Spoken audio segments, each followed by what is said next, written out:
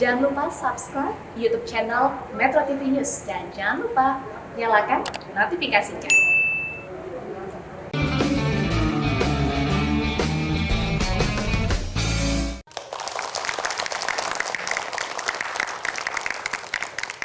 Ini cerita tentang seorang bidan yang menghadapi situasi dan kondisi di mana banyak anak-anak dalam usia dini sudah menikah dan bahkan ada yang melahirkan di luar pernikahan.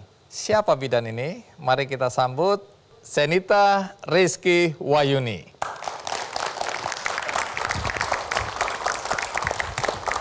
Iya, Ibu bidan, Iya. Senita. Dipanggilnya Ibu apa? Nita. Nita. Iya. Ibu Nita, silakan duduk. Jadi bidannya di mana? Di Desa Girisako, Kecamatan Logasana Darat, Kabupaten Kuantan Sengingi, Provinsi Riau. Wow, jauh sekali itu ya. Jauh. Ada di peta itu ya?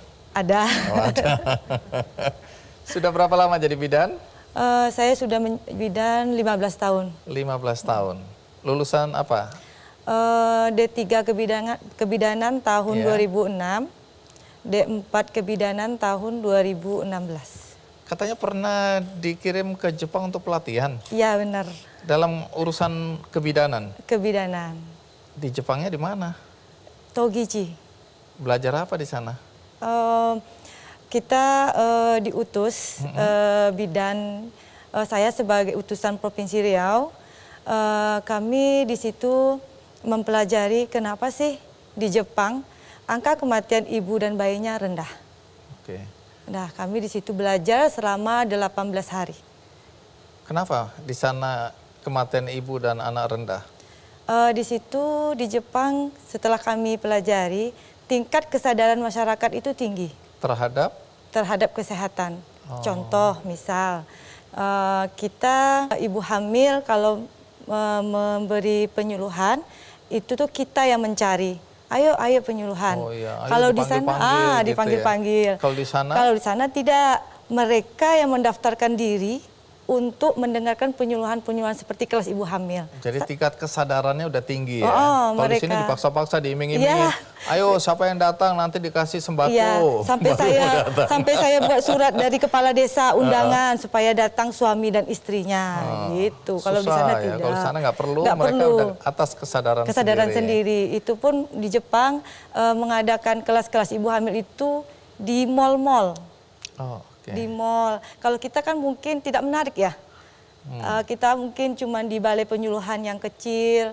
Terus itu lintas sektornya sangat mendukung. Oke. Seperti kalau kita mencari buku KIA itu mungkin di bidan desa ya.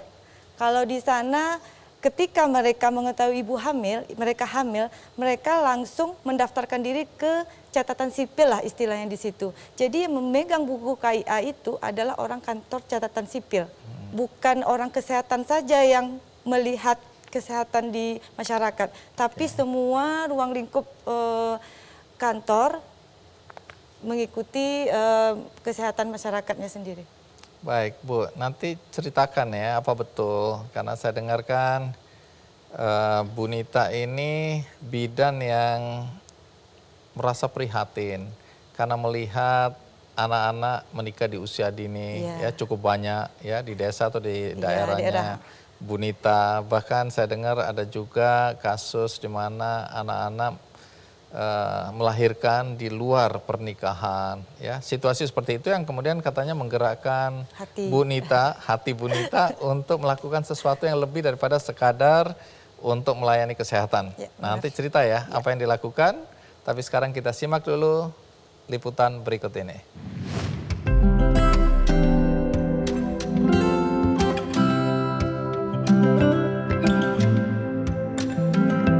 Emas di tengah lumpur akan tetap menjadi emas.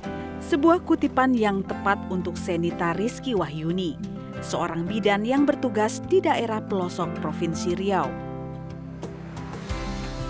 Perempuan yang akrab disapa Nita ini sudah 15 tahun menjadi bidan di kawasan perkebunan sawit, tepatnya di Desa Girisako, Kecamatan Logas Darat, Kabupaten Kuantan Sengingi.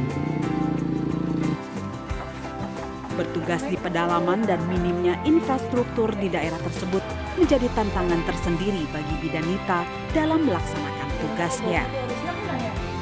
Tak semata-mata memberikan pelayanan kesehatan, dirinya mampu mencegah terjadinya kematian ibu dan anak dalam persalinan di desa setempat semenjak ia bertugas.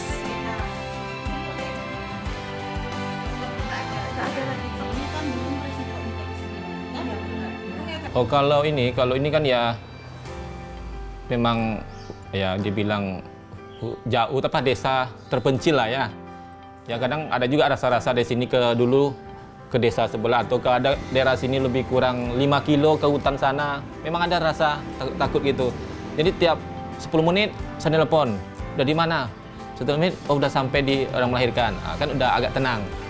Nanti udah jalan pulang, saya telepon lagi, ini udah di mana? Oh di ini bang, di bentar lagi udah, oh udah di rumah. Baru tenang saya, pasti ada cemas saya.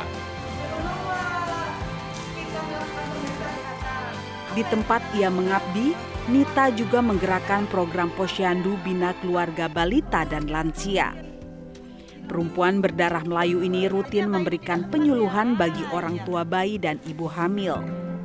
Bahkan, ia melebarkan sayap kepeduliannya dengan merangkul para pemuda desa untuk mengatasi permasalahan pernikahan dini hingga penggunaan obat terlarang dengan membuat posyandu remaja. Kegigihan ibu 2 anak ini berbuah hasil dengan mendapatkan berbagai penghargaan tingkat daerah maupun nasional. Pada tahun 2017, ia pun terpilih untuk mendapatkan pelatihan kesehatan ibu dan anak di Jepang. Dengan ini memberikan apresiasi dan ucapan selamat yang setinggi-tingginya pada bidan Nita sebagai bidan desa di Desa Girisako, Kabupaten Kuantan Sengingi yang telah 5 kali meraih prestasi bidan terbaik nasional perwakilan Indonesia untuk mengikuti pelatihan kesehatan ibu dan anak di Jepang.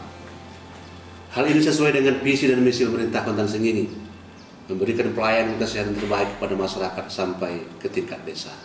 Mudah-mudahan contoh terbaik untuk Indonesia. Terima kasih Bu Nita, terus bekerja, tingkatkan etos kerja dan bekerja untuk Indonesia. Nita pun membuktikan menjadi seorang bidan juga bisa memberikan inspirasi kepada masyarakat baik dalam bidang kesehatan maupun sosial.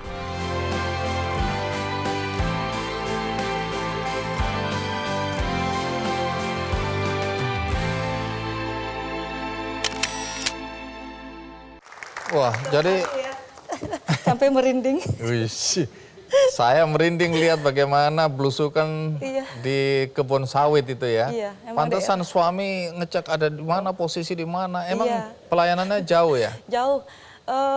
Itu 5 km dekat. Lebih jauh lagi 30 km. Itu tidak ada sinyal. Setiap kali suami khawatir Ya, lah. khawatir. Emang situasinya bagaimana sih kalau ada pelayanan itu? Yang paling sulit itu kondisinya seperti apa? Ketika banjir, itu kita tidak bisa melewati lokasi rujukan. Jadi kita harus melewati rakit yang didorong. Jadi saya berdoa ketika banjir jangan ada ibu yang melahirkan karena sangat berat. Ternyata Kasih doa pengumuman saya, Bu, kasih jangan melahirkan di saat banjir. tapi ada gitu. ternyata doa saya kadang tidak terkabulkan. Oh, ada juga ada yang juga. ada juga. Kalau pada saat banjir terus ada yang mau melahirkan gimana? Memang petugas ya. Ketika memang banjir ada yang persalinan itu saya udah menghubungi siap dan standby. Siap, petugas apa ini? Petugas rakit. Oh, petugas rakitnya iya. untuk menyeberang. Iya, seandainya. Ini apa, sungai ya? Sungainya Sungai meluap yang gitu. Sungai Teso namanya. Meluap. Meluap. Kalau misalnya hujan 1 harian itu bisa naik sedada. Sedada buaya banyak. Allah. Ya. Ada harimau nggak di sana? 1 tahun yang lalu terdengar ada muncul Nah, di daerah sawit-sawitan. oke, itu menambah serem keadaan Iya, ya. memang seram ya. Saya berdoa, niat saya baik, menolong nyawa manusia. Semoga Allah selalu melindungi saya. Amin. Iya. Nah, cerita sedikit mengenai posyandu remaja. Tapi sebelum cerita ya, mungkin situasi dan kondisi di sana nanti ceritakan juga kenapa sampai di desa. Kok bisa ada anak usia muda yang melahirkan di luar nikah?